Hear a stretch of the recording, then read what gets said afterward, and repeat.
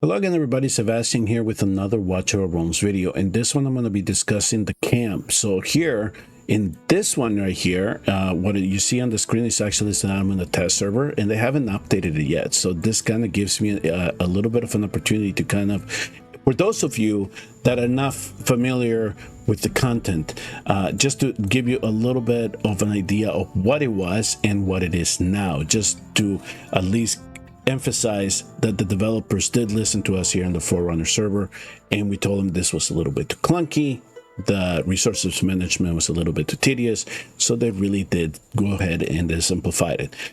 What it was is that we had a farmland here with Naas, we had a lumber mill here with Estrid, we have a mine here with Nabri that we were able to then, after a while, collect some rewards from. We had a cooking area where we needed ingredients.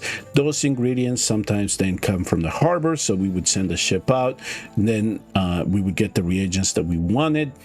And at the same time as we leveled the camp up, then a lot of this improved the cooking materials and the rewards that we get.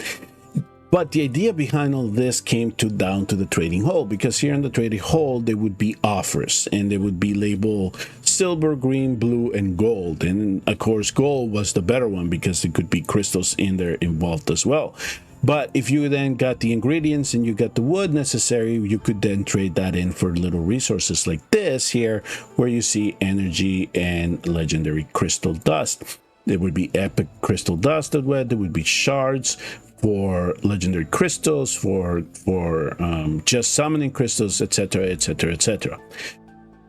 The problem was that it felt like it lagged the game a whole lot, right? And we kind of did tell them that. And then there was also a lot of things wrong with the wood economy, and then we would have to then make sure that we would come in here and click on this, click on this, click on this, click on this to make sure that we have everything rolling, so at least we could get those mining rewards. For me, it just got to a point where in my Forerunner account, all I would do is come in, check in the mine, collect those rewards, and then I would just go over to the harbor, send out the ship to get pepper. I think it was one of the primary ingredients here. Yeah, it was something in here that I would need to then complement with the corn, so I could come in here and get energy and stamina.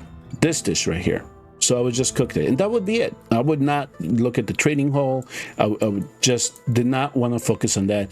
And then if I had wood, then I had it, but then I didn't bother with it after a while. It just essentially ended up being a mine harbor clicking back and forth.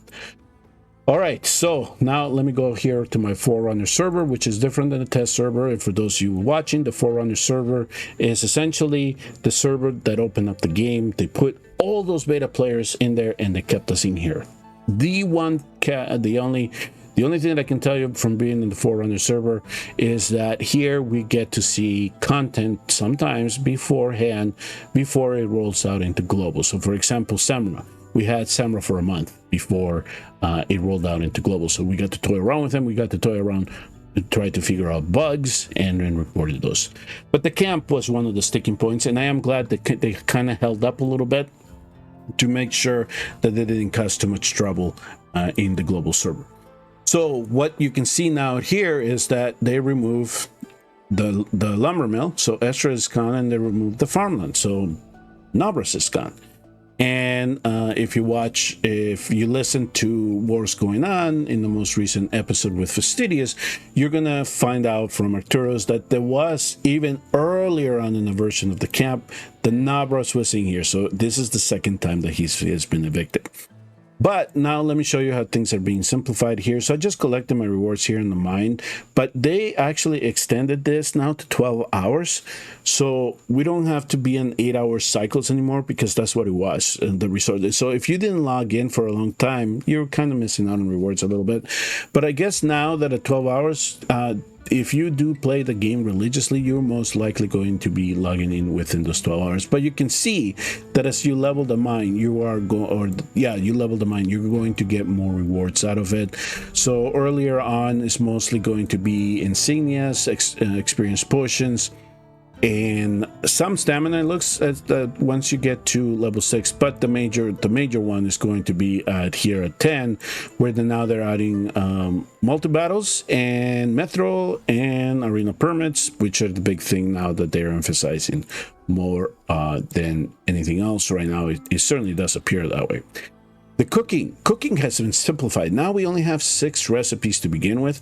I do not know what the magic reward is yet. As you can see here, I'm 1 ingredient away from figuring out what the magic rewards may be, but they pretty much increased the experience potions to go with it. Of course, they also kind of increased the amount of energy ingredients that is going to be needed to collect these.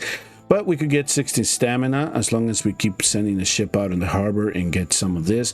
The one thing that they added though, and that I like this flexibility a little bit, is that if you do keep on top of this, here's another way that you can get an experience card.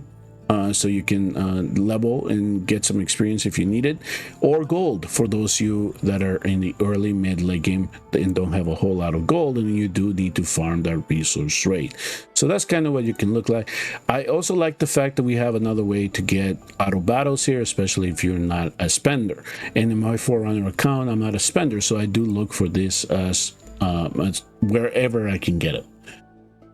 And the trading hall, that's another thing that changed, and actually now it resets weekly. So we're gonna get, I have 3 and I haven't completed, and I did 5, so we get 8. We're gonna get 8 trade offers, so then we can send the sale out. So for example, here I am missing some tuna. I need tuna to complete this task. So if I go to the harbor, it's sailing, so I'll go to the harbor though. Then I would send the ship out to sail, go get the ingredients, and when it comes back, if I have the ingredients necessary, then I can go ahead and click submit and trade for these resources that they're offering, these rewards that they're offering here. Now, what I did, and the ones that I emphasized primarily were the ones with mithril and the ones that had shards for crystals. So that's kind of what I checked out here. That's where I went after first, and now I can just focus on this ones here, which is mostly resources that I don't need. I'm not hard on that I need to farm. So mythic extract for example, and psychic powers, these were not the priorities. So these are most likely the ones that I'm going to lose after reset here. So that's pretty much the trading hall. They really simplified this, and I like this a little bit better. And we don't have to persistently be clicking on it and try to do trades. You only have to do 8 trades a week. And then the sailing is, the harbor also changed a lot, because now we get 3 tries every day. Each one lasts an hour and 40 minutes. Of course, as you level this up, the time decreases between the sails, but we get 3 of them, and then we can send them out based on the material that we need. And we also then get the opportunity to get these secret or rare resources, rare ingredients that we need to get the magic rewards. But at least this is a little bit more manageable now, because we don't have to do 8 16-hour 24-hour cycles, and we do not need to wait to get ore from the mine. So that is something that got taken out as well. As you can see that from the previous one, ore is gone. That's essentially it. That is how condensed they made this. Early, mid, late game are going to definitely benefit for this. End gamers, you definitely just click on the mine.